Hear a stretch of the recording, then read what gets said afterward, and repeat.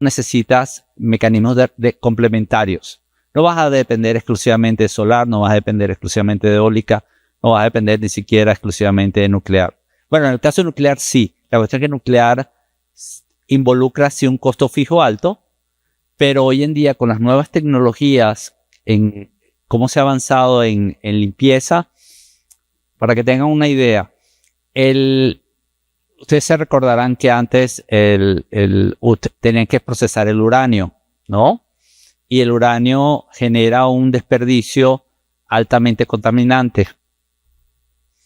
Hoy en día, ese uranio que fue generado de plantas anteriores, actualmente puede ser reusado completamente hasta básicamente vaciarlo de radioactividad, y la cantidad de uranio actual que tiene reservas, Estados Unidos al menos, puede generar cerca de 100 años proveyendo electricidad a todos los Estados Unidos.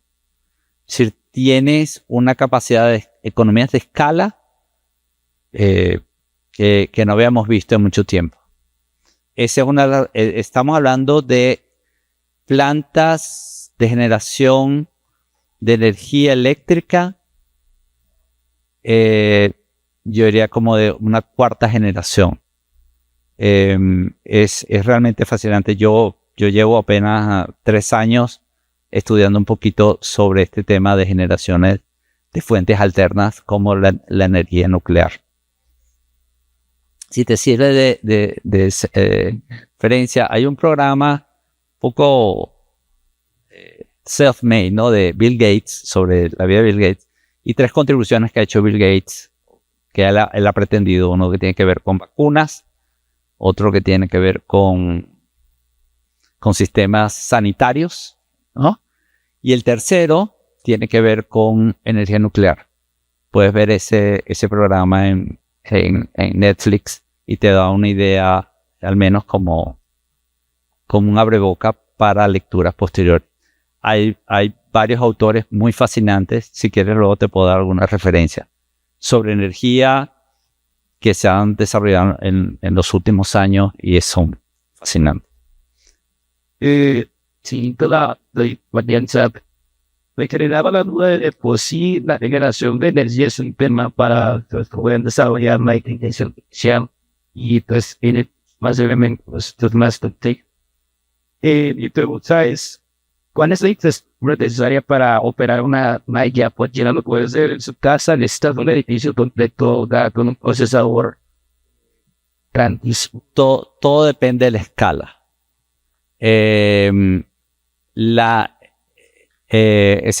Los modelos pequeños se pueden albergar básicamente en un cuarto, ¿no?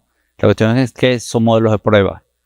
En el momento que tú escalas eso, en ese momento es cuando los requerimientos de energía son muy altos. Y no es que existen economías de escala. En la medida que demandas más eso, mayor es el volumen de electricidad que demanda. Si no es, no te podría decir exactamente cuánto es, por ejemplo, una empresa como OpenAI, cuánto está demandando. Pero OpenAI OpenAI creció, es, digamos, la plataforma que ha crecido más rápidamente en toda la historia. Si estamos hablando de 100 millones de personas en cabo de 3 meses. Creo que es bastante significativo, ¿no? El requerimiento de información. Y no sé, al principio, cuando ustedes están utilizándolo, estoy seguro se quedaban paralizados por un buen rato porque no había una respuesta automática. No era simplemente un problema de redes, que también hay un problema de redes, sino también un problema de cálculo. Toma tiempo hacer poner a operar. Aparte, eso es una restricción. Hay otras restricciones que tienen que ver con el entrenamiento. El entrenamiento puede variar mucho respecto si son idiomas. Si tú tienes un entrenamiento en español, a que tengas un entrenamiento en inglés. aun cuando tenemos modelos de traducción de inglés a español, ¿ok? La capacidad que tiene de traducción y de operatividad, si está operando, si fue construido respecto al lenguaje con el cual se está trabajando, es distinta. Entonces hay unas discusiones respecto, eso tiene que ver con economías de red, es hasta qué punto los datos utilizados están siendo extraídos directamente del idioma original con el cual se está trabajando. Eso es otro tema que se ha discutido, pero no quisiera entrar en esa parte. Entonces diría que es complicado competir contra OpenAI, por ejemplo. Sí, es totalmente. Hoy en día es bastante complicado. No obstante, hay personas mucho más optimistas. La semana pasada me tocó conectarme a una conferencia con Catherine Tucker. Catherine Tucker es una de las especialistas en materia de AI y economía digital que está en el MIT.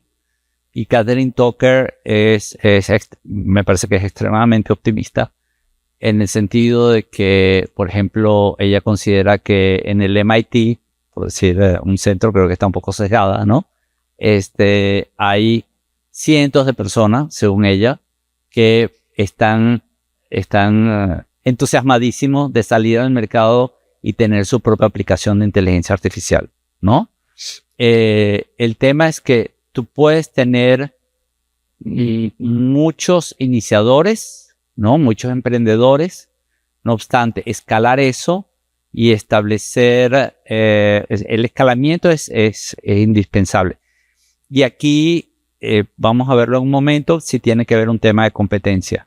Es los que pueden hacer ese escalamiento hoy en día son operadores ya establecidos. Estamos hablando de Amazon, estamos hablando de Google, digamos, los usual suspects, ¿no?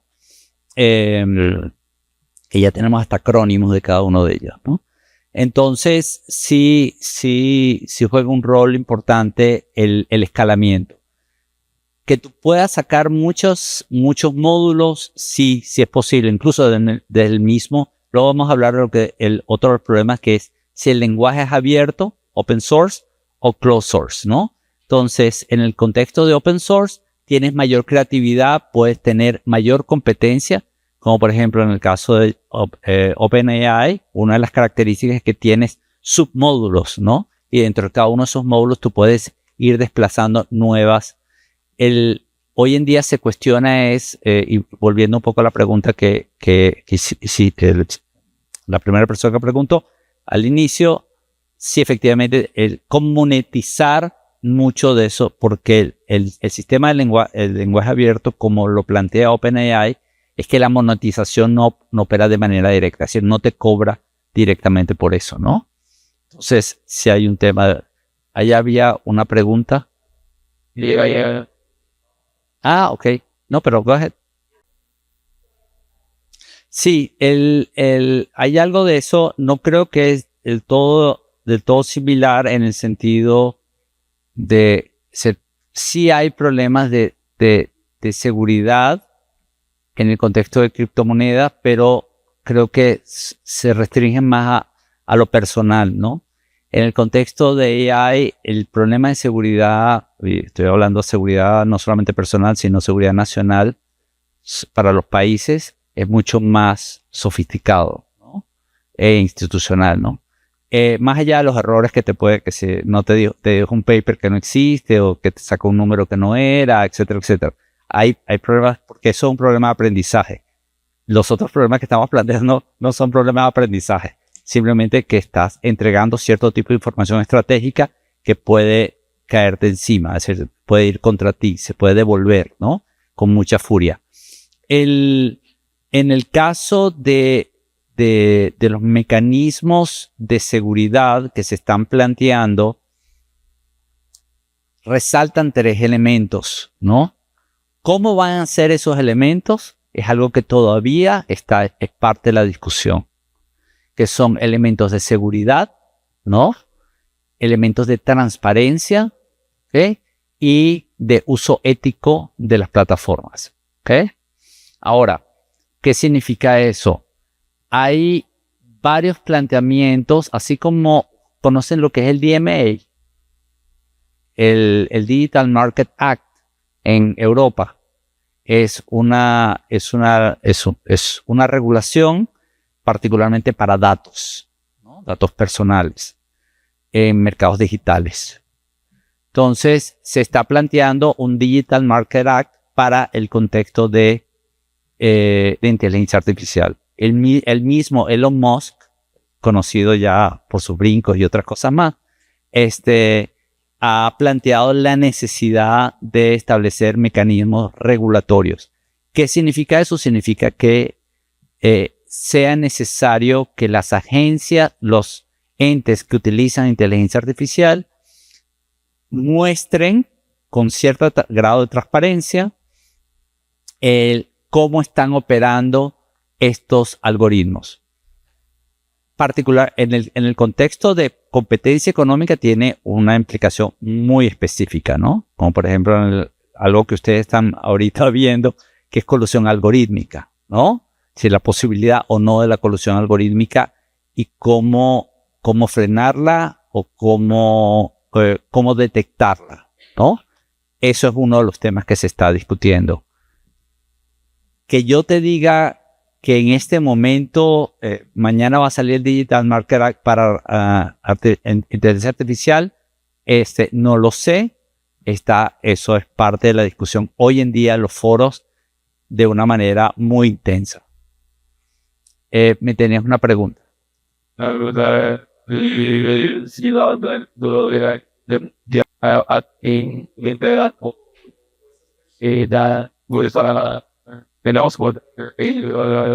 Vamos a hacerle la pregunta a ChatGPT a ver qué nos dice. No, sí, efectivamente es un problema, es un reto que déjenme decirles algo y esto es casi una clase de economía, ¿no? ¿Cómo asignar los recursos? Lo que tú me estás preguntando, ¿no? ¿Para qué propósitos?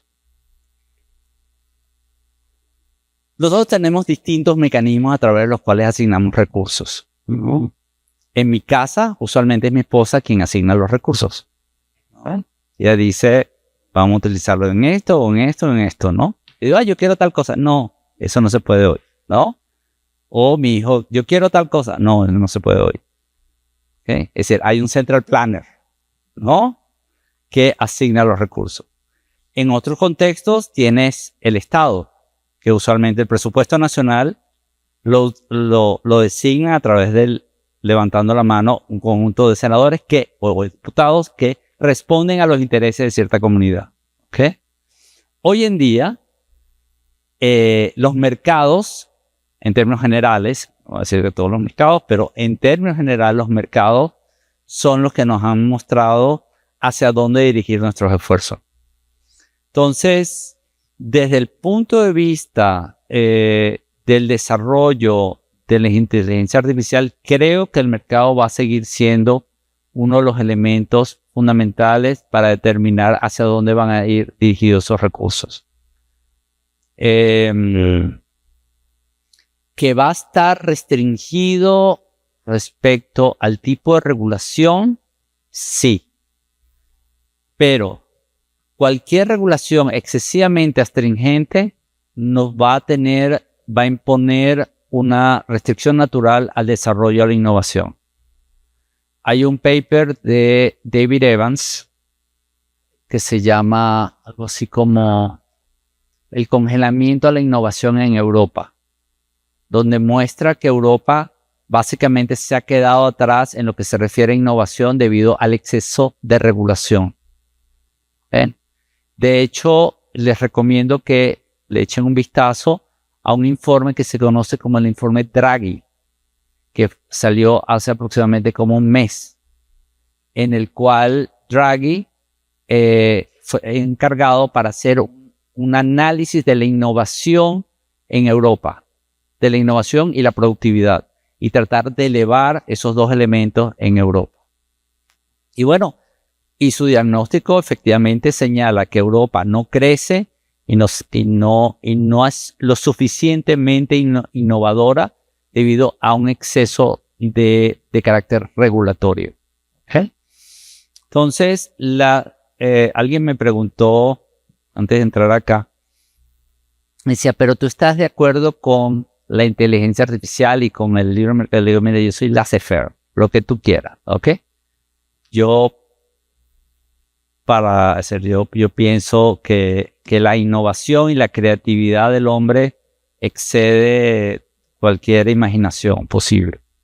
Pero también pienso que para que eso ocurra, tú tienes que tener un background, necesitas tener un contexto, ¿ok? Y necesitas leyes, necesitas instituciones, necesitas formas de actuar de modo tal que funcionen como, si alguno de ustedes ha visto teoría de juegos, que sirvan como focal point, ¿no? Es decir, que tenga una estructura de incentivos y que coordine las acciones de los individuos hacia mejores outcomes, es decir, a equilibrios Pareto superior, ¿no? E incluso no tomen mi palabra, tomen la palabra de Daron Acemoglu, Jim Robinson, al menos ellos dos en el último premio Nobel de Economía, ¿no? Entonces, las instituciones matters y que sí necesitamos regulación, es una mejor manera de interactuar. No creo que toda la regulación está dirigida a torpedear y a destruir la innovación ni a retrasarla. E incluso puedo pensar de cierto tipo de innovación que puede ser incluso pro-innovadora, ¿no? Es decir, más que torpedearla. Entonces, eso, y una de las razones por las cuales estoy aquí y hablo de competencia es porque creo que la competencia es muy útil y también pienso que necesitamos muchas veces la competencia, como dice la canción, with a little help of my friends, ¿no? Es decir, with a little help of un marco regulatorio que sea pro-competitivo.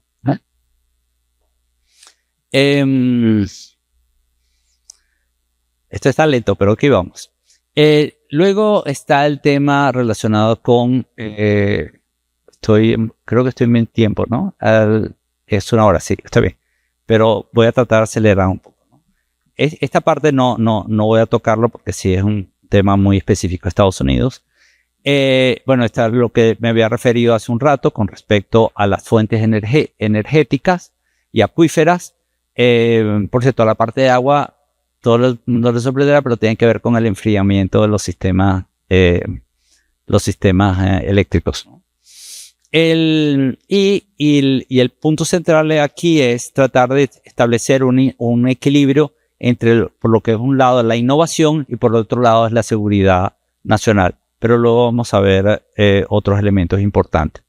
Entonces, los principales puntos en este respecto es tratar de tener una estrategia, y estas son estrategias que creo que cada país tiene que irlas ensamblando.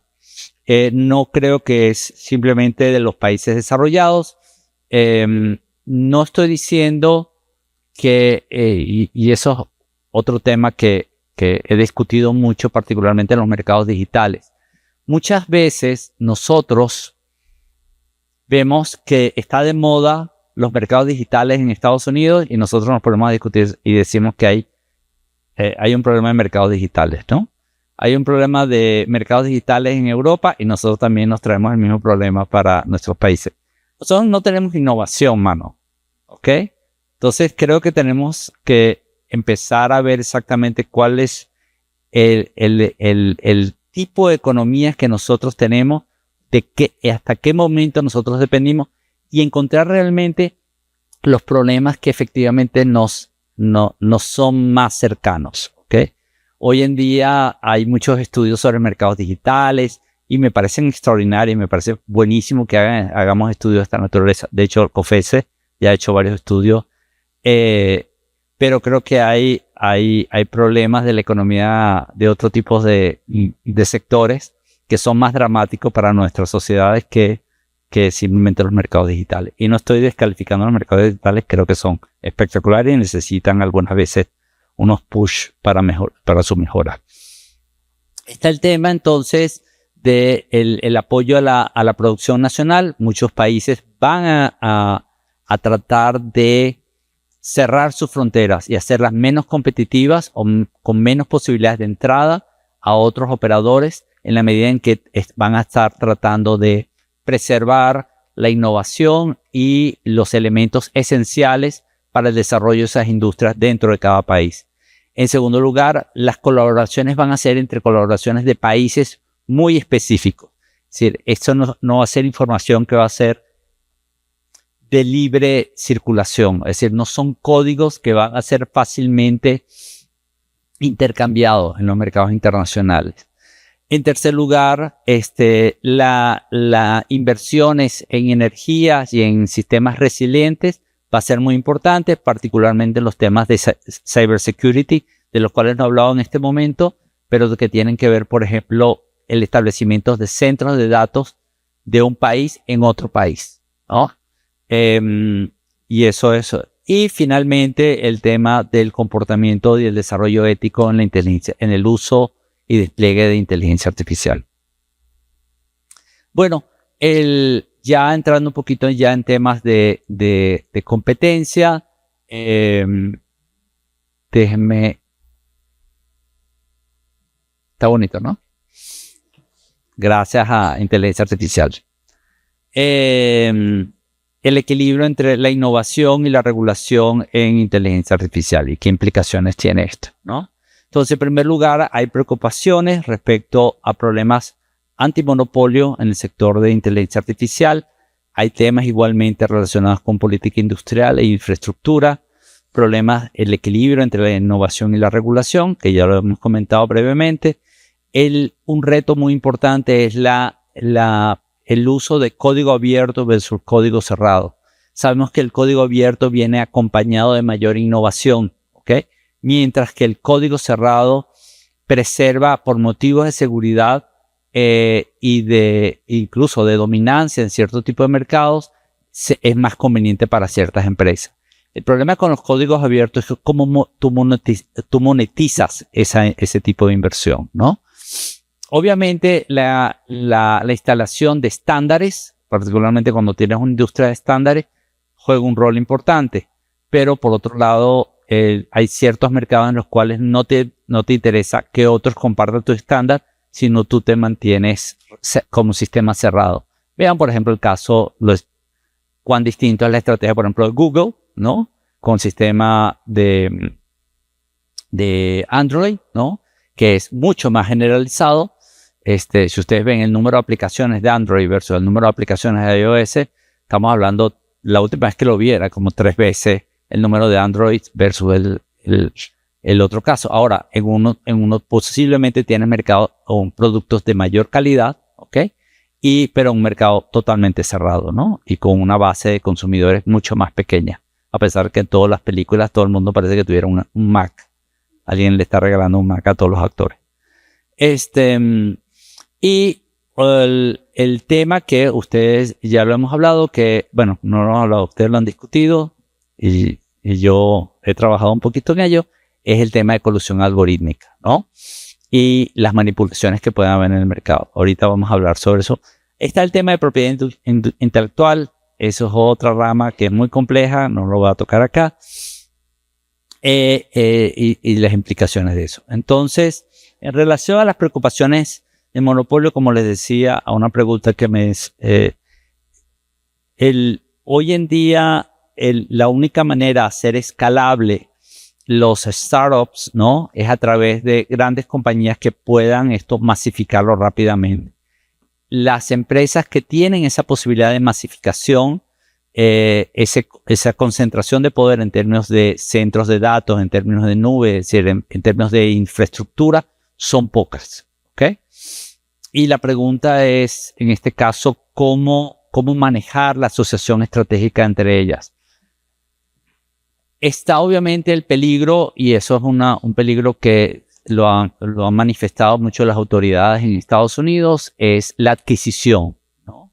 Porque muchas veces la adquisición viene acompañada primero por exclusividad y en segundo lugar hay retrasos en la innovación. En el momento que grandes corporaciones toman las pequeñas, es posible que terminen matando la innovación. Es lo que se conocen algunos como killer acquisitions, ¿no? Algún día esto haremos un killer acquisition. Creo que hicimos, ¿no, Patricio? Algo como un killer acquisition, ¿no? Lo intentamos, pero no fue frustrante. Ok, para la próxima vamos a tener un killer acquisition. Y hay otro que se llama reverse killer acquisition. Tienen los dos. Pero bueno, esto es uno de los temas más importantes y a los cuales las autoridades de competencia hoy en día están levantando barreras muy importantes. No sé qué vaya a pasar en la futura administración, al menos en Estados Unidos. En Europa sí han estado muy estrictos respecto a eso, sí. Ahí es donde está el punto. No es controlarlo. Entonces, lo que se está planteando es más bien revisar, porque tampoco las compañías están interesadas en ser adquiridas. Muchas veces tú creas una compañía para que alguien te viniera y te comprara, ¿no? Ese era como el sueño dorado. Hice la aplicación y alguien viene y ¡pap! Me compró, ¿ok? Entonces, por ejemplo, en Chile ahora se acordarán de Corner Shop, ¿ok? Corner Shop fue una empresa que le hicieron unos chicos jóvenes, ¿ok? Le dieron un palo a la piñata y se ganaron la lotería. Y vino alguien y les compró por $400 millones, tácata, y le tomaron y mataron a Corner Shop, ¿no? Eso es lo que se llama un killer acquisition. Entonces, en ese contexto, ese es el tipo de modelo. En OpenAI lo que se está viendo es que hay un interés del desarrollo de módulos, ¿okay? Y entrenamiento de módulos, pero para aplicaciones específicas y no están interesados en su absorción porque puede ser aplicada para distintas otras empresas. Entonces lo que están surgiendo son asociaciones estratégicas, ¿okay? La variante de esa asociación estratégica es que sea una asociación estratégica con exclusividad o sin exclusividad. Entonces, lo que se está recomendando en estos casos es que las autoridades de competencia empiecen a establecer lo que se llaman lineamientos. En Estados Unidos es muy normal establecer este tipo de lineamientos con distintos grados de enforcement, es decir, de aplicación, de cumplimiento, ¿no? Entonces, por ejemplo, ustedes habrán oído los merger guidelines, ¿no? Es decir, los lineamientos para concentraciones horizontales y verticales, que ha sido toda una discusión en los últimos años, en los últimos 15 años, si no más, no, ya 20 años, no, perdón, el 2010 hasta el año pasado, sí, 13 años que estuvo una discusión incluso en lo que era la definición de mercado. Bueno, esos guidelines, ¿ok? También se están estableciendo para otro tipo de operaciones. Por ejemplo, en el contexto de asociaciones estratégicas que existen entre empresas grandes que están estableciendo una relación estratégica con alguna empresa pequeña. Entonces, en ese sentido, como diría Catherine Tucker, yo creo que tiene cierto fundamento el hecho de que hay muchos que están interesados en desarrollar sus propias aplicaciones, ¿ok?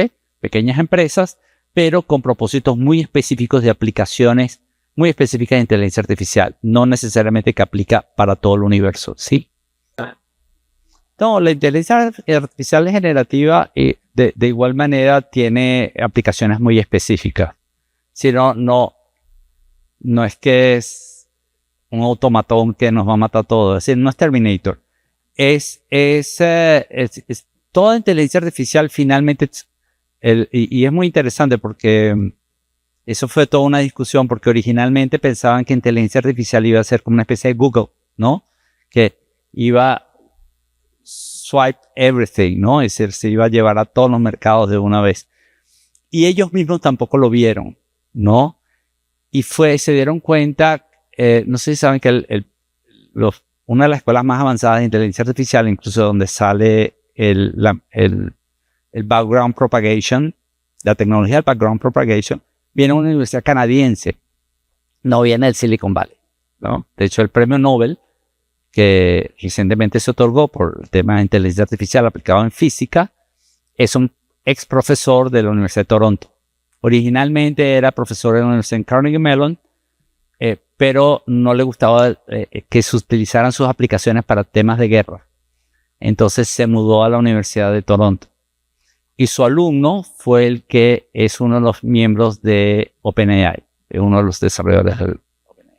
Él era el Chief Technology de Google y renunció por problemas. Él quería hacer las advertencias de por qué inteligencia artificial necesitaba regulación, ¿no? Bueno, el caso es que en Canadá tenían todo este desarrollo y fue al cabo de un rato que se dieron cuenta, pensaban que iba a salir una compañía que iba a arrasar con todo y se dieron cuenta que la primera aplicación fue de carácter financiero y salió de un pueblecito de Edmonton en Canadá. Que nadie lo vio tan claramente en ese momento. Hasta los que estaban montados no lo habían visto completamente. Entonces lo que se ha despegado, lo que se ha salido son aplicaciones muy específicas. Por ejemplo, en el mundo del derecho, aquí varios de ustedes son abogados, lo que se ha desarrollado son aplicaciones muy específicas para abogados, ¿no? Entonces la batalla es establecer cuál es la aplicación y cuál es el entrenamiento para esa aplicación para abogados en particular, ya sea incorporándole bases de datos, incorporándole por localidades, ¿no? Across the board, ¿no? Por especialidad, etcétera, etcétera. Entonces, sí, lo que sí se ve es que tú puedes crear fácilmente ciertos nichos sobre los cuales compite. ¿Cuál es la rentabilidad de ese nicho, etcétera, etcétera? Bueno, eso es otra discusión, ¿no? Pero sí lo que se está viendo es que las aplicaciones son muy fragmentadas y muy específicas.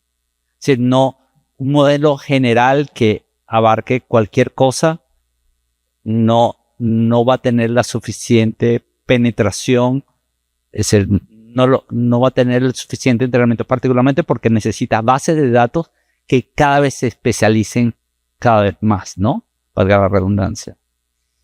¿Sí? Ok. Entonces, el tema de este tipo de concentraciones son las que han levantado mayor preocupación.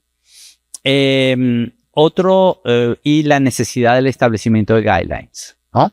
Ese es, digamos, los elementos principales. Luego está, relación política industrial no voy a entrar en eso porque eso le toca a otros países, al menos por los momentos. Esperemos que nosotros podamos en algún momento entrar dentro de eso. Otro aspecto es lo que es código abierto versus código cerrado. Como les comentaba, los códigos abiertos son más propensos a la innovación, mientras los códigos cerrados garantizan que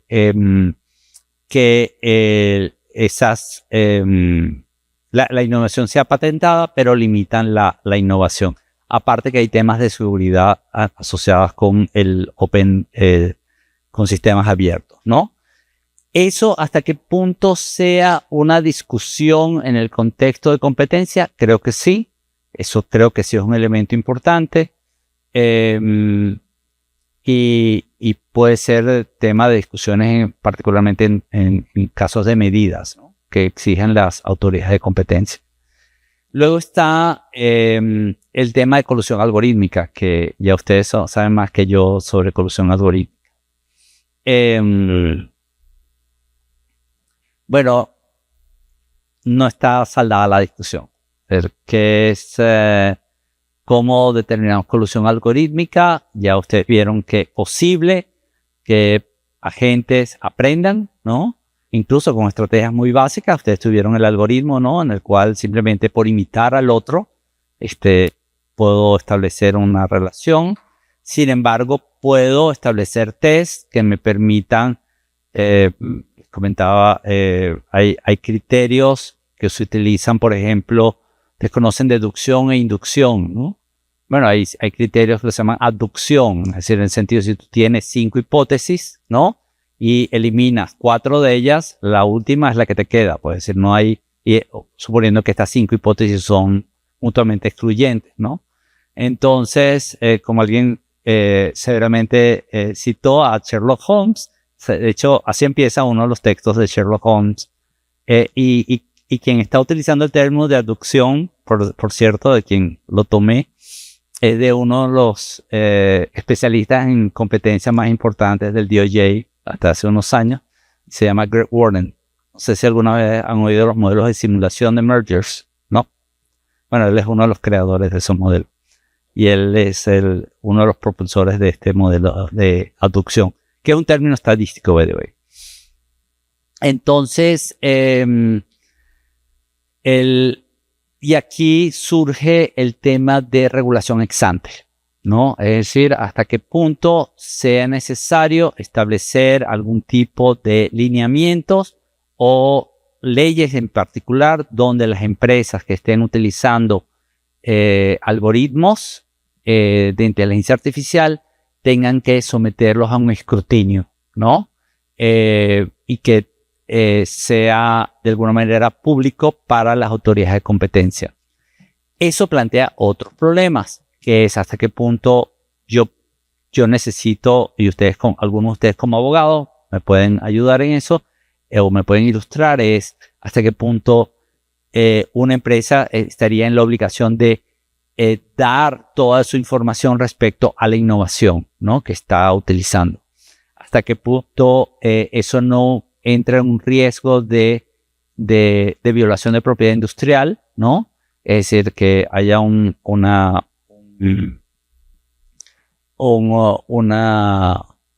linkage, pero es como que la información sea dispersada sin mi autorización, ¿no?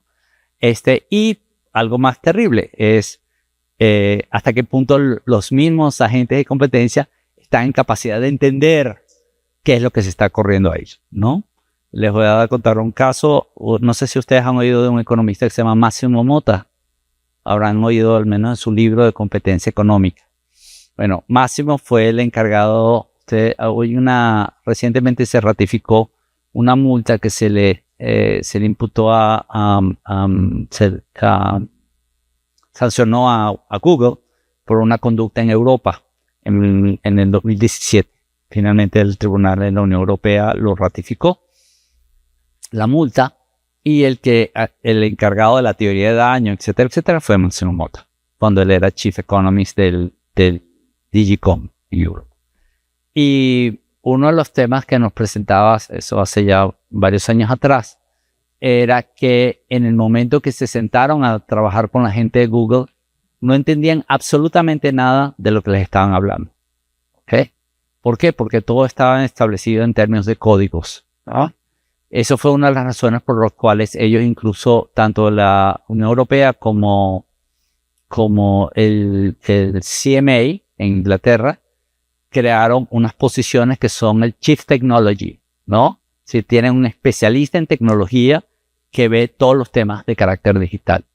Es decir, sí necesitas cierto grado de especialización para poderte tú sentar a poder entender exactamente cómo funcionan los sistemas digitales y cuáles son las capacidades de comunicación y hasta qué punto estos sistemas pueden estar efectivamente creando un daño al mercado. Entonces no es tan obvio. Entonces, cuando nosotros le dijimos el tema, y eso lo discutimos en algún momento, de colusión algorítmica, créannos que nosotros nos presentamos incluso las mismas dudas. ¿Hasta qué punto esto puede tener o no sustento ante una corte, ¿no? Ante unos jueces, ¿no?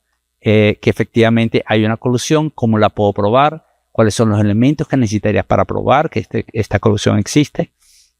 No solamente evidencia de carácter directa es necesaria, sino que puedas utilizar evidencia de carácter indirecto, ¿no? Como en el caso de ustedes, me imagino que casi todos están recurriendo a información de carácter. Bueno, hay algunos que ya me sacaron información directa, pero bueno, eso no me toca decirlo a ustedes. Ustedes son el algoritmo que está resolviendo ese problema. Entonces sí, este tema de la transparencia de los algoritmos y de las fuentes de datos va a ser muy importante en las discusiones que tengan en competencia, no solamente hoy en día, sino en el futuro próximo. Entonces ya ustedes se enfrentaron al primer caso de colusión algorítmica que hemos tenido. Creo que ni siquiera en México tenemos un caso de colusión algorítmica que yo sepa, ¿no? No sé si en alguno, en Chile o en alguna otra parte tengan un caso de esa naturaleza. No he conocido ningún caso. Bueno, por propiedad intelectual vamos a saltarnos esa parte. Bueno, otro aspecto es y esto aplica nuevamente el caso de concentraciones. Hasta qué punto las concentraciones pueden, particularmente para cierto tipo de recursos, constituirse en una restricción competitiva, ¿no? Entonces, muchas empresas están tratando de integrarse verticalmente, como les comentaba la semana pasada, Facebook tratando de comprar su propia planta de energía nuclear, ¿no? O Bill Gates también armando su propia planta de energía nuclear, al menos es un poco más productivo, pero sí se plantean este tipo de integraciones verticales para mantener y proveerse los recursos necesarios. En términos generales, sí se exige una regulación proactiva, particularmente en estos mercados de inteligencia artificial. Las políticas industriales en algunos países que ya tienen desarrollos, sí la están procurando. Abordar problemas de recursos con soluciones tecnológicas sostenibles y marcos, en el contexto de recursos de propiedad intelectual, pero eso no lo va a tocar. Ya se me acabó un poco el tema. Es decir, hay dos temas que me quedan, ¿no? Los voy a resumir de una manera muy apretada. La presentación, con gusto, se las puedo hacer llegar. Ya las tiene Marisela. Y se les puede dar a ustedes, no tengo ningún problema. En el caso de ecosistemas digitales, hoy en día los mercados digitales ya no se caracterizan simplemente por una empresa, sino por la complementariedad de todas sus operaciones. ¿Ok? A eso se nos presentan problemas muy notables, como por ejemplo, ahora, ¿qué es el mercado? ¿Ok? El mercado es la venta de ropa, es la venta de libros, o hay algo que existe una complementariedad entre todos los recursos que estoy dando. Es decir, por ejemplo, el hecho de que yo esté transmitiendo televisión, ¿ok? O transmitiendo video como Prime, ¿no? Y al mismo tiempo estoy dando servicios en nube, y al mismo tiempo estoy dando servicios de música, y al mismo tiempo estoy dando esa complementariedad entre esos tipos de recursos. Habla ya de ecosistemas. Entonces, particularmente en Europa, con la definición de lo que se llaman gatekeepers, ya el gatekeeper se define ya no simplemente por un mercado en el cual está localizado o por una plataforma en la cual está localizada, sino por el conjunto de asociaciones o de bienes complementarios que están operando dentro de ese mercado. Yo esa idea a mí todavía no me permea, ¿no? Pero créanme lo que es ahorita la gran discusión en Europa. Han salido algunos papers tratando de aclarar a qué nos estamos refiriendo por ecosistemas digitales, pero si ustedes hacen un search, creo que yo he leído solamente el paper de Liana Garcés con otros coautores. De resto, hay poca elaboración de eso. Y ya las autoridades están utilizando para prohibir concentraciones, particularmente en el contexto de ecosistemas digitales. Luego está el tema de datos, tanto de privacidad como de flujos. Entonces, hay toda una discusión respecto a cómo los datos, particularmente en el contexto de seguridad nacional, pueden estar localizados en otras localidades y cómo preservar la privacidad de esos datos. El tema, eso yo lo vería más desde el punto de vista regulatorio. Puede tener implicaciones de competencia, pero fundamentalmente de carácter regulatorio. Sí se habla de lo que es portabilidad de datos como un insumo esencial. Eso sí pasa, creo yo, a ser parte del ámbito de competencia económica. Ahí está desarrollado algunos de esos elementos, pero de todas formas, si ustedes quieren, tengo el texto mucho más elaborado, etcétera. Les puedo enviar resumen si ustedes les interesa en algún momento. Mi correo es elvitar@gmail.com o gameseconomics.com. ¿Ok? Entonces, Elvitar es ELB_ITTAR. Son $1,000 la hoja. No, mentira. Esto es totalmente gratis. ¿Ok?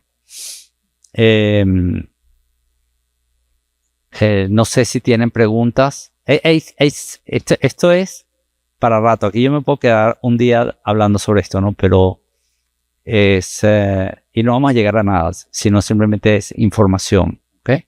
Y que espero que todos ustedes tengan el ánimo de meterse en esto y que luego me vengan y me den mi clase sobre inteligencia artificial.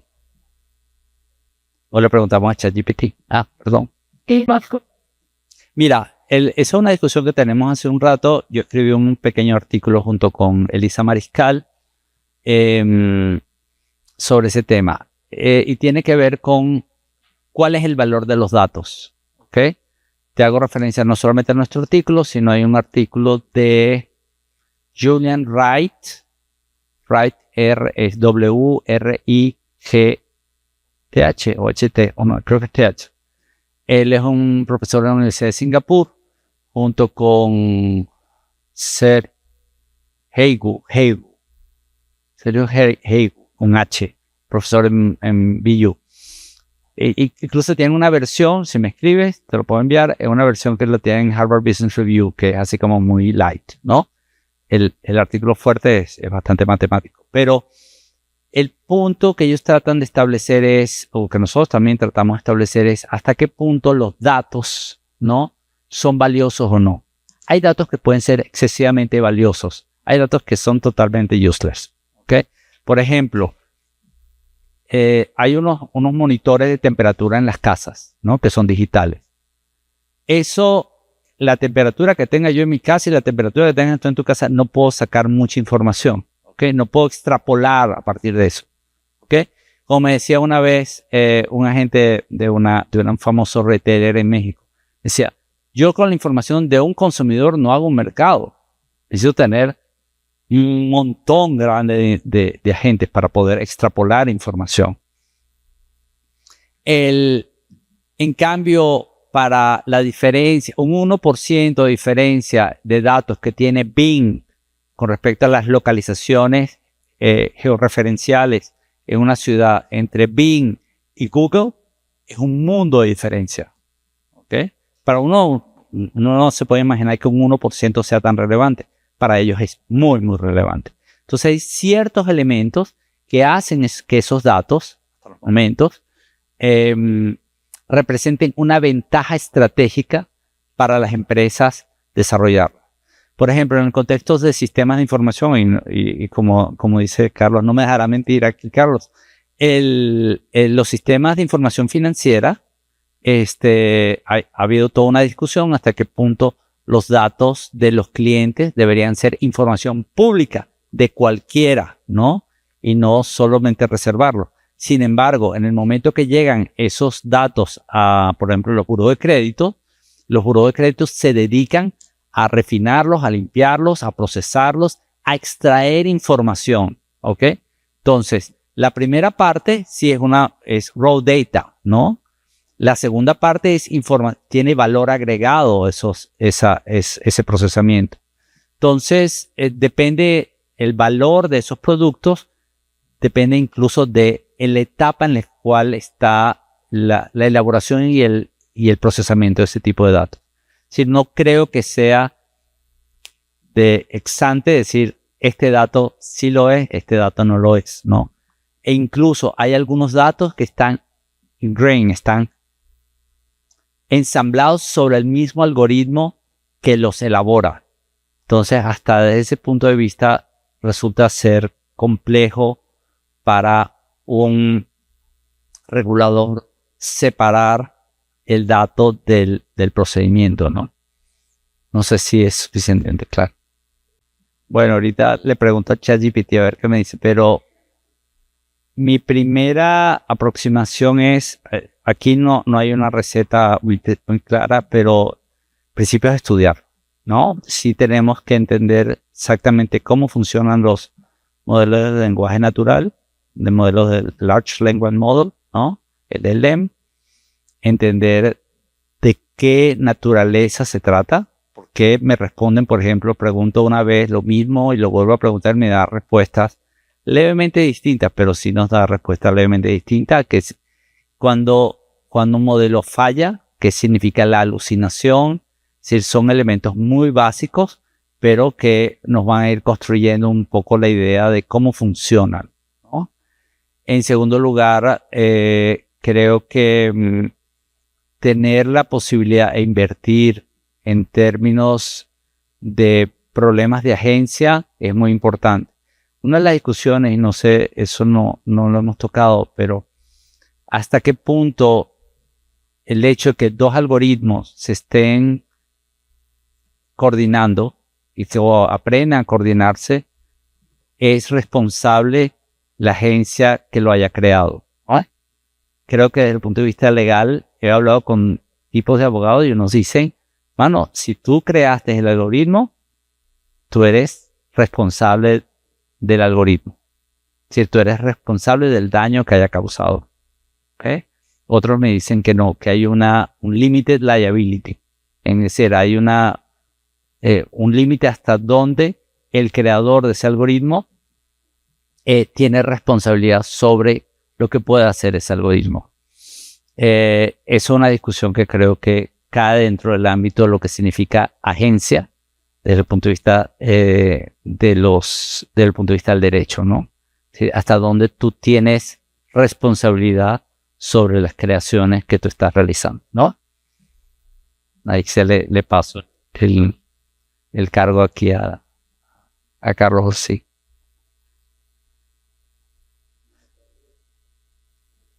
Sí les recomiendo en el ABA, si tienen alguna suscripción de esa naturaleza o hacen un grupo y salen muchos artículos sobre este tema que son muy interesantes. Porque la discusión se está dando as we speak, ¿no?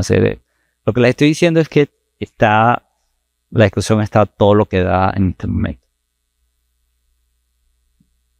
Muchas gracias.